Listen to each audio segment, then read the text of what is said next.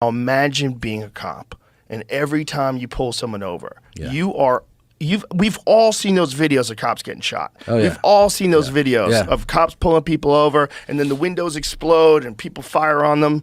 We've all seen those. They've seen them too. They know people who've been shot. Yeah. They have no idea who you are. They have no idea what's going on. No. So when they come up to that car, they are at a heightened state. They have to be. They are literally, to a criminal, they're the professional enemy. Yeah. Their job is to be the enemy of the criminal. Yeah. It's a fucking crazy position to be in society, and we don't treat it with enough respect. Yeah. And when the consequence, when it goes badly, all we think about is that officer, and that's a representative of all police officers. But it's not true. It's true.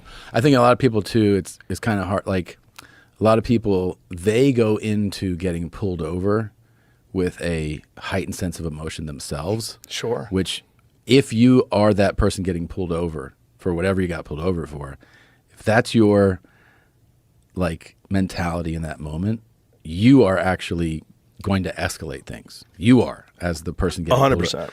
And it does take an effort to go, okay, this guy, like you said, he's walking up here in a heightened state. Yeah. Like, I can diffuse things.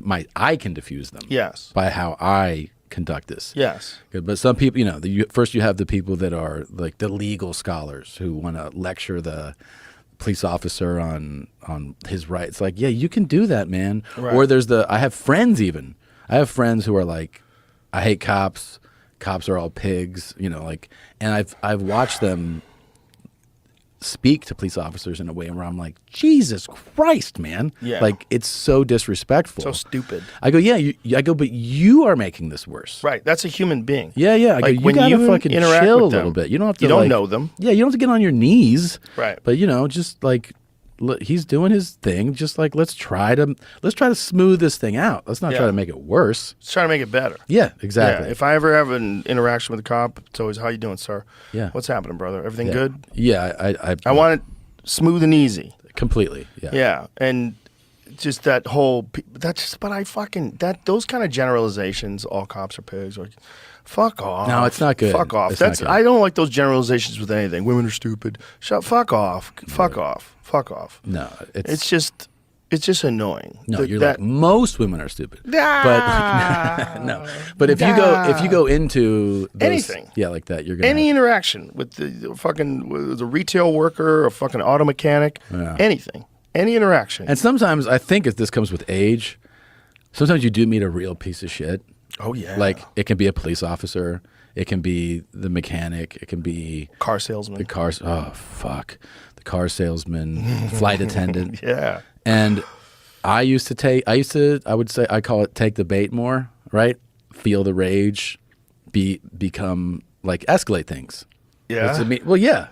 I'd be like, I've said some regrettable things to people, but I mean, like, I think with age now, one of the things that happens is you go like, I think this person sucks, and internally, and I go, I'm just like, I had a flight where I've been on, I don't know, 1 million flights, right? And it was early morning cross-country flight. And the flight attendant, I was like, she was like, you want breakfast? I was like, well, I'm going to zonk out here, so maybe when I wake up in a little while. And she goes, no. She goes, it's breakfast now. Whoa. And I looked at her and I was like that. I was just processing. I was like, that's like, it was super rude. When did that change? Pandemic? Did they just fire a bunch of people that had been there for a long time and hire a bunch of new people and pay them less? I have a real trigger too for like disrespect or even perceived disrespect, where I then become like, I almost got arrested at an airport one time for this. I ended up calling the TSA agent a pig, but again, that was a few years ago. But this was like, I looked at her and I was like, and in my mind, I could have said like escalated things. And I just thought, I go, you know what? This, like, I don't know why she's an asshole. I don't know what's going on. I just went, yeah, I think I'm just going to sleep. I go, I'm just going to sleep. She's like, okay. And just walked away. And she was clearly rude. Yeah. And like, I'd never been spoken, like most flight attendants, when you go, I was gonna sleep. They're like, yeah, I'll check on you later, see if you want to eat then. Like, Yeah. we'll keep it warm for you. They're She was so rude, but I just was like, why make this a thing? You know, I was just like, I'm just gonna sleep. It might be hard to find people to do that now. Yeah. You know? Yeah. Yeah. No, they have the biggest issue in commercial air travel right now is staffing. Really? It's still staffing. Really? Absolutely. It's still staffing. It's why you're finding an incredible number of delays. It's not just staffing for airlines, it's also staffing at air traffic control. So all that is together. If you fly commercially, you'll notice that it is a miracle to board and take off and land on time. Almost everything is delayed. It is delayed. You have a lot of times everything is functioning well. Then you get there. I can't tell you how many flights are just like, well, everything's ready to go, and they're like, yeah, the crew's not here. Crew's here. This crew has to swap out. They've maxed out their hours. Now we're waiting for a new crew. This is like over and over. And then it happens at air traffic control, where they are not fully staffed yet either. So this just is a huge delay thing. I mean, commercial travel just needs to be revamped. Well, Pete Buttigieg is doing a great job. Yeah, sure.